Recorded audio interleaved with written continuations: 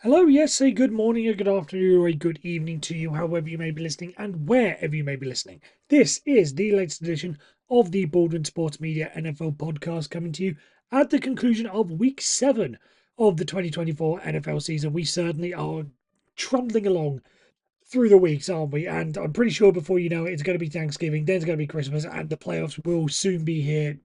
Quicker than you could say lickety split or whatever it is that people say these days that you can get things or do things quicker than. Anyway, we're not here to talk about linguistics. We're here to talk about football. But before we do, I do need to do the admin for the show, which is as simple as saying thank you very much for tuning in, and don't forget that if you are new, as well as listening to us on this platform, you can like and subscribe on our various social medias. We are at Baldwin Sports Media on YouTube, TikTok, and Instagram. And on Twitter, we are at MRB Sports Media. I did just have to pause just to make sure I knew exactly which platforms were which. I do have them written down, but sometimes it's just the way I say it. It just makes it a little bit more confusing. And as always, if you are a returning listener, then as always, thank you very much for your continued support as we continue to grow this endeavor. Is that the admin? I feel like there's usually more. I'm looking at the timer on my thing. We're less than 90 seconds in. I usually feel as if there's more to it. But no, I'm pretty sure. No, I'm pretty sure that's it. So, with that being said, let's get on with the show. And we shall kick off with our very first topic of the week. And that concerns Miami Dolphins quarterback Tua Tagovailoa, who is, by all accounts, set to return this week. Now, obviously, he suffered a concussion during week 2 of the NFL season, in the latest of his many concussions, and it sparked a whole series of debates about whether or not he really has a future in the league. I've seen some reporters, in the news over the past couple of days, speaking about it, and I believe it was Jeff Saturday on ESPN who was sort of saying, I don't want to tell a man, what he should do with his life, but there is a level of should the helmet be taken away from him. But now, yeah, there's all sorts of discussions around him. But it does look as if he is going to be coming back this Sunday after he, come off IR, which meant 4 weeks off. Which I said at the time was probably right because with this latest concussion, now if concussions are a 1 to 2 week sort of recovery time period to give yourself that extra 2 weeks of confirmed recovery and rest and taking away any sort of doubt of is he indeed coming back, and to say right, we're giving him this time and then an extra thing and then he'll come back. I applauded that at the time. However, my issue isn't really with the Dolphins putting him back on the field. I think, with the Dolphins 2.5 games behind the Bills and with the AFC East looking as if it's going to be a two-horse race for between them, but between them and the Bills, and the AFC as a whole sort of looking like it could be, a run could get them into the playoffs. I don't necessarily begrudge them bringing him back into the fold because he is the best quarterback on the roster and all that. So I don't begrudge that. My issue with this, and again, I'm sort of on the Jeff Saturday bandwagon of I'm not going to tell a man how to act. However, Tua Tagovailoa has said that he is not going to wear the Guardian cap when he comes back. Now, the Guardian cap, for those of you who may be calling it by a different name, because I know it looks pretty similar to a scrum cap in the sport of rugby. So for those of you, it is what the players are wearing on their heads. They wore it a lot during training camp and during the off season, and now it's not as noticeable right now because the teams have come up with, it may not be the teams, but whoever it is has come up with designs that you can have like a mesh layer on top of it. So instead of it looking like a big black scrum cap, big black thing, it looks a little bit more blended in to the helmet. There are a number of players who've been wearing it around the league, primarily offensive defensive linemen have been doing it, and the studies are that it reduces the likelihood and severity and the injury risk associated with concussions. However, Tua Tagovailoa has said that he is not going to wear it during the game. He said in his press conference availability this week, I appreciate your concern. I really do. I love this game and I love it to the death of me. That's it. But when asked about whether or not he would wear a Guardian cap during the thing, he said no, and it was a personal choice about whether or not he's going to wear any sort of extra protection, as it's called. Now, I've said before, again, I'm in the Jeff Saturday book. I think, I'm not going to tell Tua Tagovailoa what he should do. However, if I was in a position that I was much closer to him, if I was a family member, I would at least be urging him to consider it. Because as I've said, this isn't necessarily a hamstring injury. We've seen players who are bugged by certain injuries through their careers. Whether it be again like a hamstring or a calf or you any sort of muscle, or maybe it's a shoulder concerns or back concerns. We've seen all that, and they sort of inherit their own risk. However, when it comes to concussions, and this is now Tua Tagovailoa's fourth concussion that he had one in college, and then he had the two in the during his NFL days.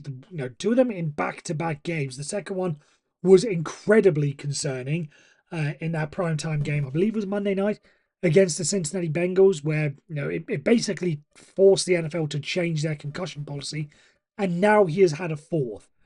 Again, if someone were to have four hamstring injuries, I'm not making direct comparisons here, but if someone were to have four hamstrings or calves or ankles or knee, you would advise them, and they would be advised to wear some sort of extra protection. They would be, if it was a knee, they'd want to wear a knee, or they'd be told to maybe wear a knee brace in order to make it, a little bit easier on themselves.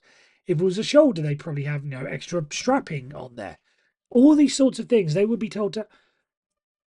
Do you not think that Tua Tagovailoa should be wearing a concussion hat or something extra, even if it doesn't have to be a Guardian cap?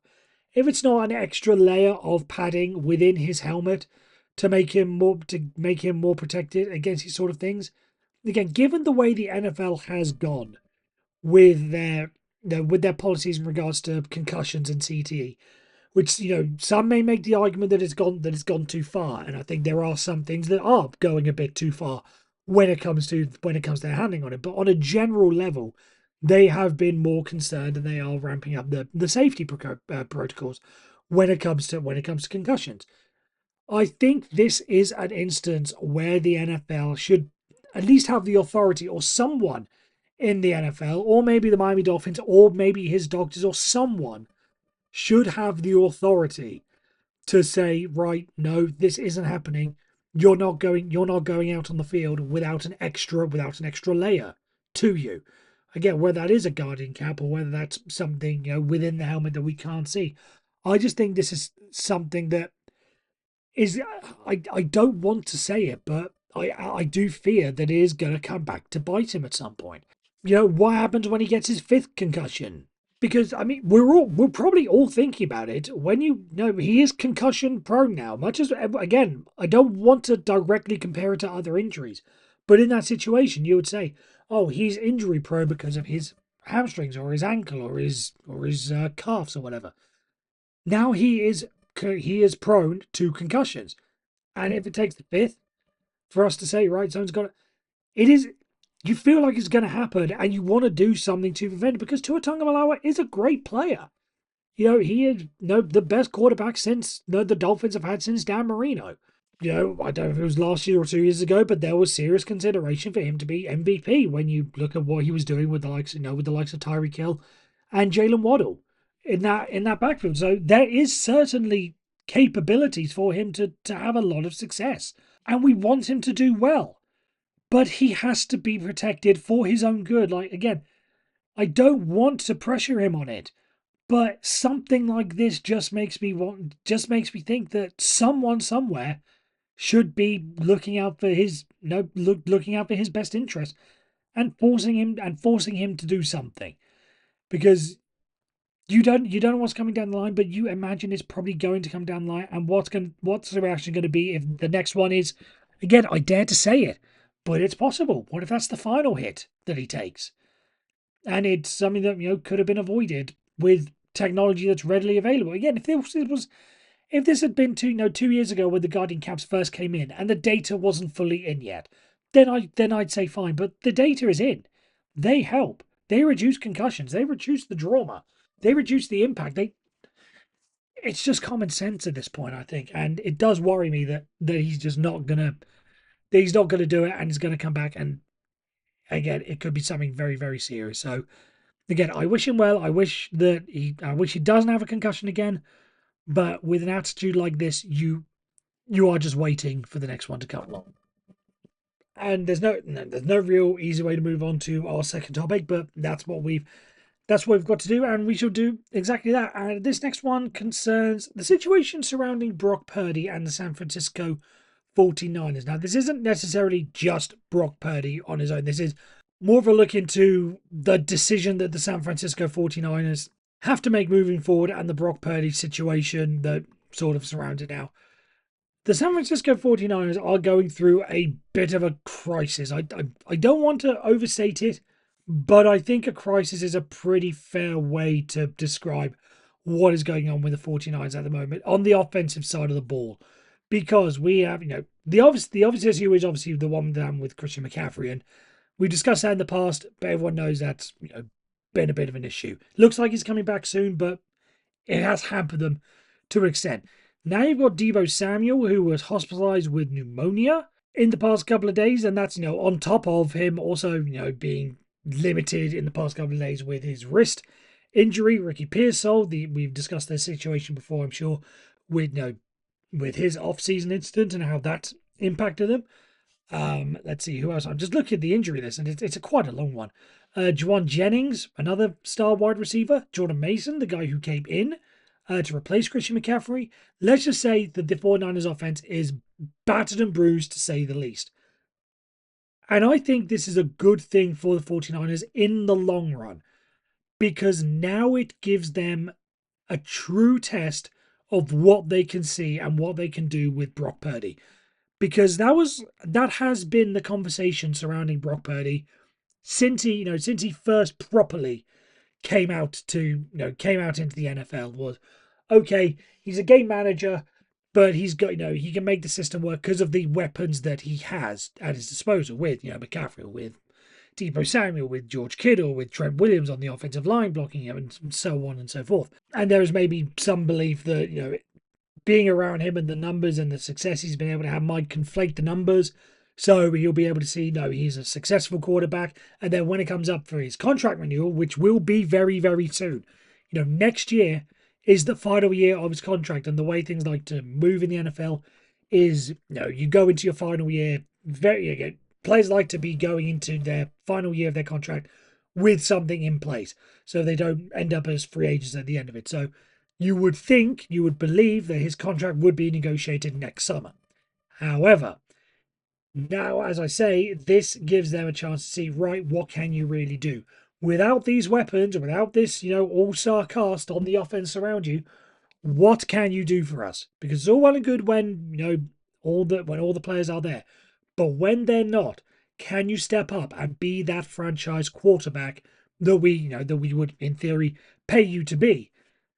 And this could, in a way, save the 49ers some money because I personally think that I don't think I think he's a franchise quarterback, but I don't think he's certainly not in the Mahomes, Josh Allen rather, Joe Burrow, Lamar Jackson. I don't think he's in that stratosphere. There's the next level down, which I think is the likes of Jared Goff, Matthew Stafford, Dak Prescott. I think he's sort of around the bottom tier of that, the bottom level of that sort of tier of quarterback. But as we've seen, quarterbacks in that tier can still get paid the top dollar, as we've seen with Dak Prescott. But I think with Brock Purdy, I don't think the 49ers should be paying him big, big money. Again, big money, yes, but not big, big money. 40 million a year, again, that's the going rate for quarterbacks these days. Fine, it has to be done. That's sort of the starting mark. But I don't think it should be around the 50s to 55s to 60 million that we get, that we see from other quarterbacks around the league. I don't think that is what they should be doing. And this is what the 49ers are probably hoping will happen this year as well, is maybe he struggles a bit. Well, not maybe struggles, because they still think it's a Super Bowl winning team.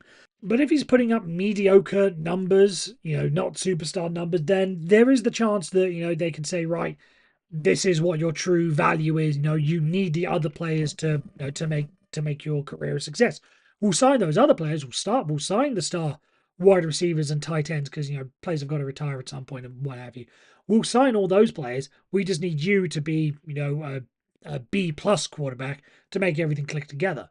if you were an A plus, then you'd be making this work with whoever's coming in regardless. So I think that is probably in the back of their minds what they want to happen. Again, winning the Super Bowl would be great, but in the back of their minds, thinking long term about this, they are probably also thinking there's the financial aspect to this. So let's see what comes up, see how he plays, see what his true market value should be, and then we'll sign him to that long term contract. Maybe again, not in the 300 millions that you see in terms of contract. Maybe somewhere in the low 200s, I think would sort of be somewhat fair.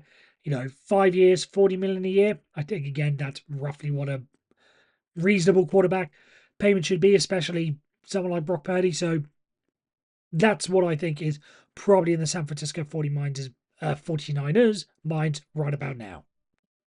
And with that, we move slightly happier than where we ended the previous topic. We move on to the what I call the quick roundup of the other stories that I spotted around the week that I just want to, again, not briefly, but certainly in a much briefer way that I talked about the first two previous topics, move on to. And the first, I think, is the obvious one to go with, and that's the situation surrounding DeShaun Watson and the Cleveland Browns.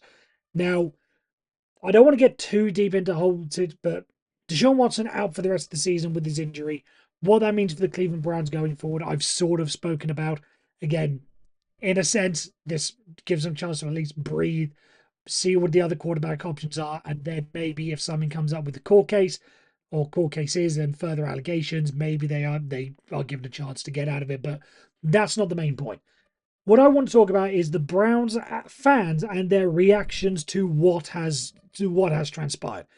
This all started before the game, because as the Cleveland Browns were being introduced out of the locker room, in the way that players are introduced one by one, the offense was introduced, and Deshaun Watson was booed by the Cleveland Browns fans to there and then. There's footage of it that's emerged on social media. Obviously, that was in relation to his play and the fact that it has not been good this season. However, that does not excuse the fact that they booed him after the injury, as he went down injured.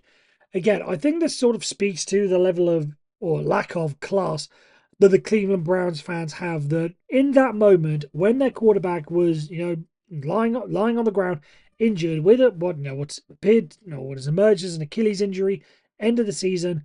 The guy that is basically your franchise now. Again, if they don't find a way to get rid of him or cut him or trade him away or whatever, if they don't, they are on the line for a huge amount of money that is going to cripple their franchise. Especially if he's not playing, but even so, if he's playing worse and they have to play him and he's playing badly, they should not be cheering a situation like that. Again, this is the franchise. This is someone that you should hope is able to turn his game around and get back to what we saw with the Houston Texans and what they traded for when he was, one of the best quarterbacks in the league. The fact that they were cheering for him to be injured just shows a level of, again, a level of class within the Cleveland Browns as a fan base that there's a reason why there's a reason they don't deserve anything. I don't really pick on many fan bases. As the city of Cleveland, I wanted, for instance, the Cavaliers to win the NBA championship back in 2016. The Cleveland Indians, as they were back then, I would have been fine if they won the World Series back in that year.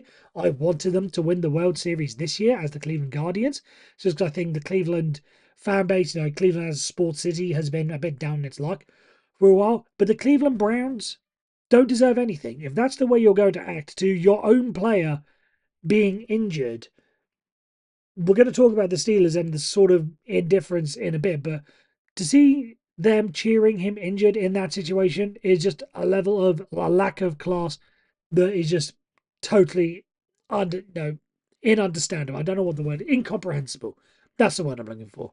Just absolutely shameful from the Cleveland Browns as a fan base, and their season's going to be their season's pretty much over, especially if the quarterback play isn't much better than what happens with Deshaun Watson. But could have happened to a worse fan base, if I'm being very, very brutally honest.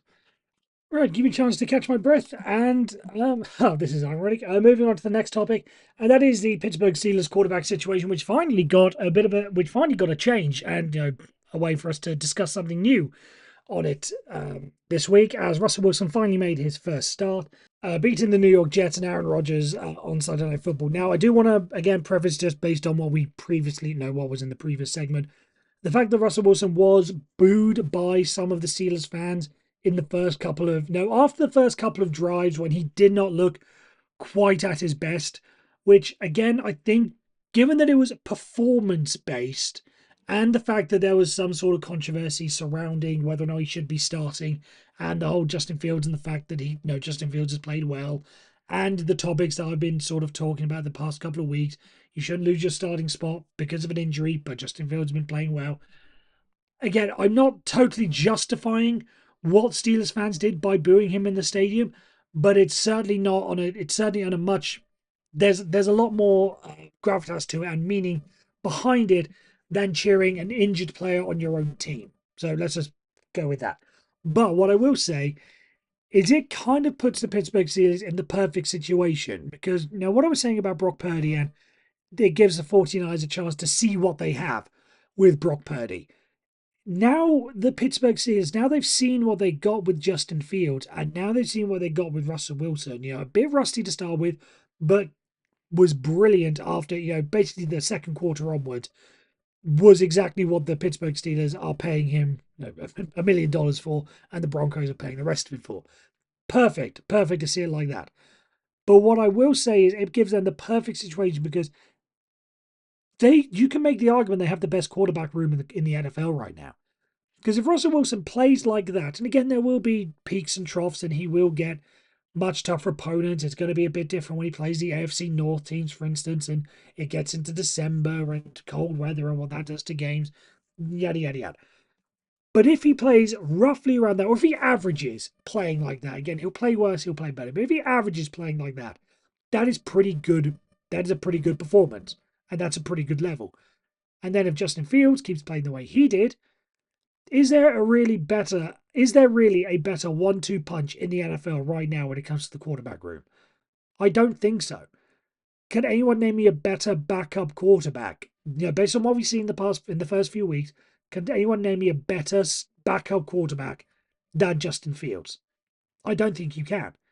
So I think the Pittsburgh Steelers got exactly what they wanted out of the situation. A great quarterback one, and they know exactly what they're getting out of quarterback two, and it's pretty damn effective. And if Russell Wilson were to get injured or something were to happen, then they've got someone ready to go that can lead them to win a few games. So pretty good, if you ask me. I'm feeling good about it. I'm sure the Pittsburgh Steelers are feeling good about it too. One fan base that is feeling pretty down right now is the New York Giants. And I just wanted to sort of touch on something that happened during their game against the Philadelphia Eagles on the weekend. Saquon Barkley's homecoming game. If anyone picked him in that daily fantasy football, that was always good. I don't play daily fantasy football, but if I did, that would have certainly been one of the players I'd have gone for in a revenge game, as it were, for Saquon Barkley. And he showed exactly why the New York Giants were wrong to let him go. But again, I just want to talk about the fans in this situation. And you may have seen on social media, but there was one fan at MetLife Stadium who had a Saquon Barkley jersey on, and he put the F. He still had the Barkley jersey, but he put the F word above Barkley's name on his jersey, just as a sort of way of protest against Saquon Barkley. And Jason Kelsey, the former Eagles center, came out and spoke about it, basically saying that it wasn't, it's wrong for fans to be, ill and have hate towards Saquon Barkley in the situation, because Saquon Barkley, it wasn't like he protested a move out of New York and said no, and put in a trade demand to say, trade me or else. They let him go. They said, this is how we're gonna play it, and the Eagles snapped him up. As Jason Kelsey said, that's on New York Giants management. That's not on Saquon Barkley Saquon Barkley did what was best for Saquon Barkley. He shouldn't have been put in that situation. If you want to really have that discussion, that was totally on the New York Giants. So I just want to say again, kudos to Saquon Barkley for a great revenge game and showing the again even better than with at MetLife. It's different if he'd have played it at in Philadelphia, but doing it on the turf he used to do it on, I think is pretty damn special. And again, kudos to Jason Kelsey for calling for calling those fans out that booed Saquon Barkley and had that mini protest. It wasn't on him why Saquon Barkley left New York. It was down to New York, and Saquon Barkley's making the most of it, and looking pretty good in Philadelphia, must be said. And now to wrap up with the final story of the week, and this was brilliant. Because it's high school football, which I don't think is a segment that or an area that we've covered yet on the final topic of the week. But also the fact that it's very, very local as well. Literally happened about 20 minutes from my house. But the story is that there's a local high school here called Westinghouse. It's one of the Pittsburgh inner city schools. Now, I should probably go to the previous week where in a game against University Prep, there was an altercation. An altercation is all it's sort of described of in the sort of report. But as a result, so many players were either rejected or suspended for taking part or, leaving the bench or whatever the rules are. So they were ultimately suspended for the game. However, so many players were suspended that for the following week's game, this week just gone, against Perry Traditional Academy, great name by the way, the Westinghouse, the name of the team that's at the center of the story, only played with 11 players. So 11 players, and they even played with only 10 players on defense. I'm assuming because they didn't want to get the quarterback injured and make things. I was going to say make things worse, but it wouldn't have made things worse. So at the halftime, Westinghouse were leading by 60 points to nothing. Now, this is the team that only had 11 players, everyone playing both ways, and only playing 10 players on defense, were leading 60 points to 0 over Perry Traditional Academy.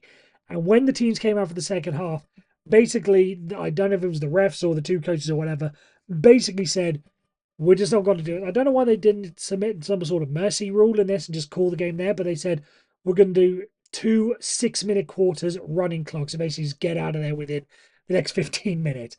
I think it's just absolutely a brilliant story. Again, as I do with all these stories, I urge you to go and read up further on it because my telling of them just does not do the whole thing justice. But yeah, look up Westinghouse 11 players or something along those lines. You will find the story and you will find it incredible. But that is it. That is all we have for the latest episode of the Baldwin Sports Media NFL podcast. Don't forget, as I said at the start of the show, feel free to like and subscribe on whatever podcast platform you are listening to. And if you are new, don't forget to reach out to us on our social media platforms as well. They are at Baldwin Sports Media on TikTok, YouTube, and Instagram. And on Twitter, we are at MRB Sports Media. So if you are new, feel free to go out there. And if you are a returning listener, thank you very much for once again making me a part of your week. Just a small part of your week, but a part of your week. Nonetheless, we will, of course, be back next week for more talk about week 8 of the 2024 NFL season and a few other stories that will go along with that as well. So until next week, take care and as always, stay safe.